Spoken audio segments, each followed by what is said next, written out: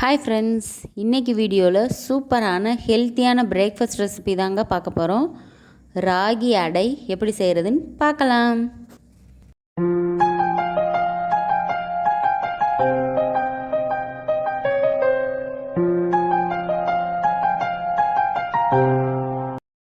First இந்த recipe பண்ணுறதுக்கு ஒரு மிக்சிங் பவுலில் 2 கப் ராகி மாவு எடுத்திருக்கேங்க. இது கடைகளில் வாங்குகிற ராகி மாவு தான். நீங்கள் வீட்டில் ப்ரிப்பேர் பண்ண மாவாக இருந்தாலும் எடுத்துக்கலாம். இதோட தேவையான அளவு சால்ட் ஆட் பண்ணியிருக்கேன். முதல்ல மாவும் உப்பும் நல்லா கலந்து வர மாதிரி ஒரு தடவை கலந்து விட்டுக்கலாம். இதோட 2 கேரட், ஒரு பல்லாரி வெங்காயம், ஒரு பச்சை மிளகா, கருவேப்பிலை, மல்லிச்செடி இதெல்லாம் நல்லா பொடியாக கட் பண்ணி வச்சுருக்கேங்க. இதை நம்ம 1 by 1 மாவில் ஆட் பண்ணிக்கலாம்.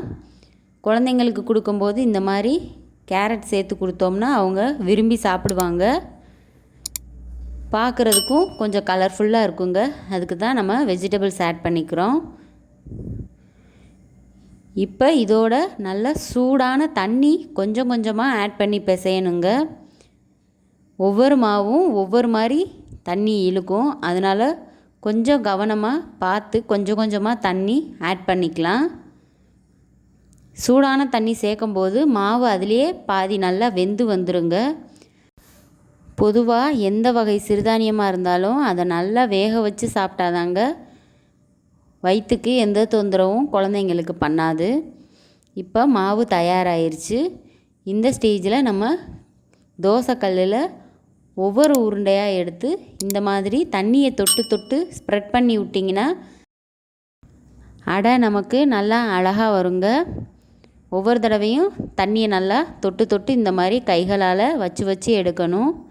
அடுப்பை மீடியம் ஃப்ளேமில் வச்சுக்கோங்க. இதை பிகினர்ஸ் கூட ட்ரை பண்ணலாம், ஈஸியாக வருங்க. சத்தான ஹெல்த்தியான ராகி அடை வெஜிடபிள்ஸ்லாம் போட்டு செய்கிறதுனால ரொம்பவே சத்து. வெயிட் லாஸ்க்கு ட்ரை பண்ணுறவங்களும் இந்த டிஷ்ஷை கண்டிப்பாக ட்ரை பண்ணலாம்.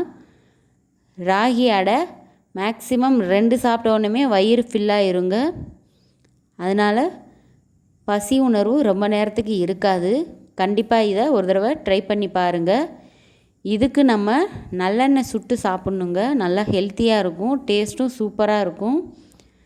நல்லா 2 பக்கமும் வெந்துருச்சுன்னா சூடான சுவையான ஹெல்த்தியான ராகி அடை சட்டுன்னு ரெடி ஆயிடுச்சு.